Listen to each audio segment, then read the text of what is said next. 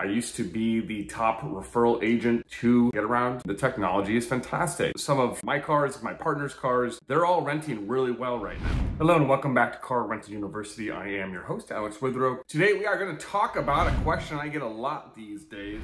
Do you still endorse GetAround? Before I get into that, click below, grab the 5 things you must do before starting a car rental business. That also includes the Car Share Growth Guide, which gives you a city-by-city breakdown of which car share platform is strongest in your area. Very important information. Check it out. Also, give this channel a subscribe and a like. I always appreciate that very much. Thank you. A lot of people have been asking me lately, hey, where do you stand on GetAround these days? They've been up, down, left, right, all over the place. You know, if you've been keeping score with this channel over the last 2.5 years, I've had quite a journey with GetAround. I think for me, obviously I was invited to their IPO when they went public on Wall Street. I used to be the top referral agent to GetAround. I've had a long history with them. I've had multiple relationships with them over the years, and that was forged because I was mainly in their pilot program as a host back in summer of 2020. And frankly, back then in summer of 2020, the pilot program in North Jersey on GetAround worked very well. I was really impressed with how well it worked. It worked so well, I actually took a vacation away from my cars for 4 months and just had an assistant on the ground manage the cars, and I basically just collected the cash. And that's why I was so bullish initially on GetAround. I was so impressed by their system. And frankly, in the car share space, I mean, obviously I started in private rentals, but as far as car share apps go, GetAround really was my first love. I've never been a huge Turo guy. I can't stand the clientele. I love the simplicity of the GetAround system. But since 2020, a lot has changed for GetAround. After the IPO in December of 22, a lot has changed for them. They rolled out the risk technology back in early 23 that really screwed up the demand for a lot of hosts, and there was a lot of panic because nobody was renting anything for a couple of months and there were big drop-offs. I've heard that that's all been ironed out. I heard that from the director of risk at GetAround at one point. I mean, they've gone through a lot of changes. A lot of the people that I had friends with, had relationships with at GetAround, most of them, I would say 97% of them, I know a few left, but 97% of them have been let go or fired. They went through a huge restructure a few months ago. They fired 30% of their staff. They fired their CEO. So Sam Zaid is no longer CEO at GetAround. Strangely enough, they hired the Hyrecar CEO, who came on the team after the acquisition. My general stance on Hyrecar is, look, in this business, I really don't hold strong allegiances too strongly. I mean, I was a huge GetAround fan for a long time. I really soured on them. And frankly, I felt very uncomfortable at one point, probably about a year ago, endorsing them just because I've seen and heard so many terrible things. I hear all this stuff regularly. I'm running cars as well. There's just so many things that are going on that I've heard, that from slow claims payout to delayed payments. Obviously, they notoriously have smokers in the car. That's nothing new, but that's not even like the worst of their situation. My general feeling about GetAround right now is, would I use them? Yeah, like I probably would, because we're coming into the high season. I do know they've made a lot of changes at the company. They've got a big cash infusion. There are some great fundamentals in the company. The technology is fantastic. They had it down at one point.